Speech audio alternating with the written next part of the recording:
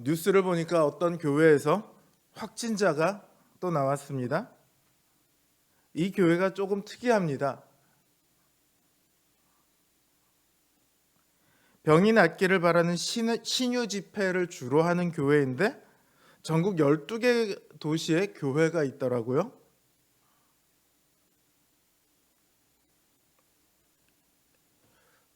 조금 특이하긴 한데 어쨌든 이 교회들이 서로 다른 도시에 있는 교회들의 집회에 참가하고 이러면서 코로나 바이러스가 이분들을 통해서 굉장히 쉽게 이렇게 전국적으로 퍼져나간 것 같습니다. 생각해보면 코로나19 이전에 이런 집회들을 흔히 영성 집회다 이렇게 불렀습니다. 굉장히 특별한 집회로 취급을 했었죠. 그런데 이제는 영성 집회다라고 부르지 않습니다. 특별한 집회로 대우하지 않습니다. 신유 집회하면 이제는 코로나의 확산 이게 가장 먼저 떠오르죠. 코로나19 사태를 거치면서 이단들이나 이런 특정한 부분을 집중해서 목회를 추구하던 교회들이 고스란히 그 폐해들이 드러나고 있습니다. 분명 예수님께서 병을 고치셨고 귀신을 내어 쫓으셨습니다. 그건 성경에 나와 있는 기록들이니까 누구도 그 자체를 부인하지는 않습니다. 하지만 그렇다고 교회의 주된 사역이 병을 고치는 것이나 귀신을 내쫓는 것이냐 하면 그건 그렇지 않습니다. 그건 교회의 본질과 동떨어져 있는 것들이죠. 오늘 본문이 그렇습니다.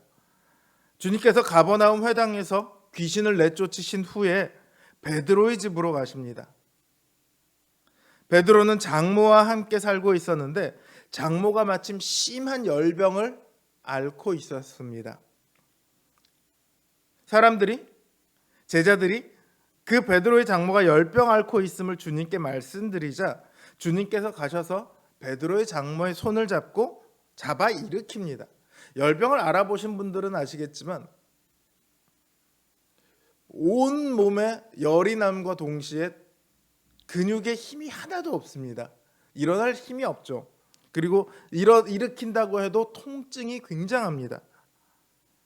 그런데 예수님께서 그 손을 잡고 일으키자마자 그 심하던 열병이 흔적도 없이 사라져버리고 그녀는 언제 알았냐 싶게 그 즉시로 주님을 수종들기 시작합니다.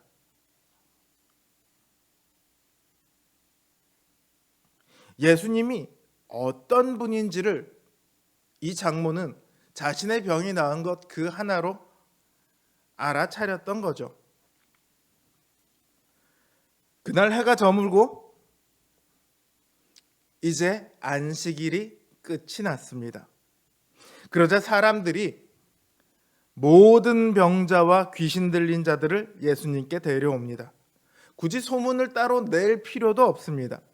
이미 회당에서 귀신 들린 사람이 노임을 받았음을 회당에 모인 사람들이 다 보았습니다.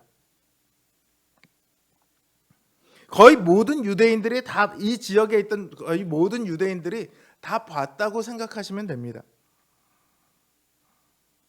사람들이 가서 자기 주변에 있는 병자와 귀신 들린 사람들을 데려옵니다. 얼마나 많은 사람이 모였는지 마치 온 동네가 다 모인 것처럼 보였다고 합니다. 다르게 말하면 그만큼 병자와 귀신 들린 자가 많았다는 뜻이겠죠. 예수님께서는 그 병자들을 고치시고 귀신을 내쫓으십니다. 그러나 귀신이 예수님의 정체에 대해서 말하는 것은 허락하지 않으셨습니다. 귀신은 예수님을 알고 있습니다. 그분이 하나님의 거룩한 자, 곧 하나님의 아들이란 것을 귀신은 알고 있습니다. 이전 회당에서 귀신 들린 자를 고치실 때도 그 귀신은 당신은 하나님의 거룩한 자입니다. 이렇게 이야기를 하죠. 그런데 그 정체에 대해서 말하는 것을 허락하지 않으십니다.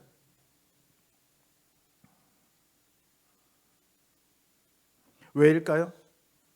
왜 그걸 허락하지 않으셨을까요? 생각해 보세요. 어떤 사람이 병을 고치고 귀신을 내쫓습니다. 그런데 그 사람이요, 보통 사람이 아니고 하나님의 거룩한 사람, 하나님의 아들이랍니다. 여러분들이 그 소문을 듣는다면 제일 먼저 뭘 하시겠습니까? 당장 사람들에게 전화해야죠. 아픈 사람들에게, 혹은 귀신 들린 사람이 가족으로 둔 사람들에게 전화를 해야죠. 야, 너 소문 들었어? 하나님의 아들이 병도 고치고 귀신도 내쫓는데. 하나님의 아들이니까 병 당연히 나을 거고 귀신 당연히 내쫓길 거 아니야. 얼른 집에 그 환자, 집에 그 귀신 들린 사람 당장 데려와. 당장 이러지 않겠습니까? 실제로 많은 사람들이 다음날 주님을 찾아옵니다. 이들도 주님께서 병을 고쳐주시기만 한다면, 귀신을 내쫓으시기만 한다면 주님의 그 권세 앞에 베드로의 장모나 내쫓긴 귀신처럼 엎드려 순종하게 될 것입니다. 그러나 주님께서는 그들을 만나주지 않으십니다. 그리고는 다른 마을로 가자 하시면서 제자들에게 말씀하십니다.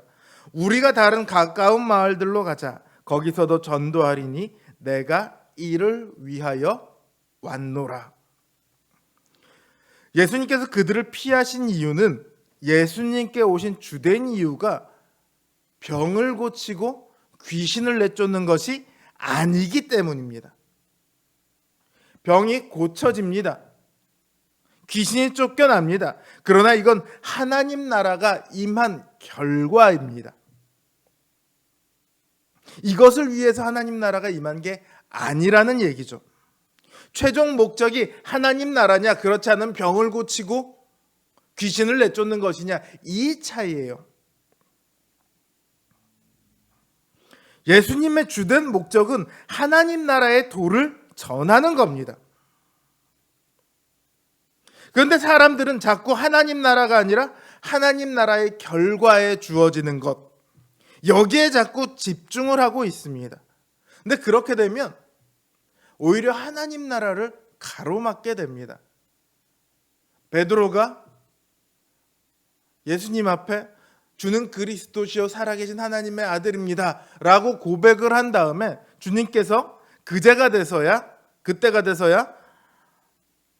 고난받으시고 죽으실 것을 말씀하십니다. 그때 베드로가 어떻게 이야기합니까? 그러지 마옵소서, 이렇게 얘기를 해요. 왜요? 주님이 계셔서 그들의 왕노릇하는 것이 가장 귀하다라고 생각했기 때문입니다.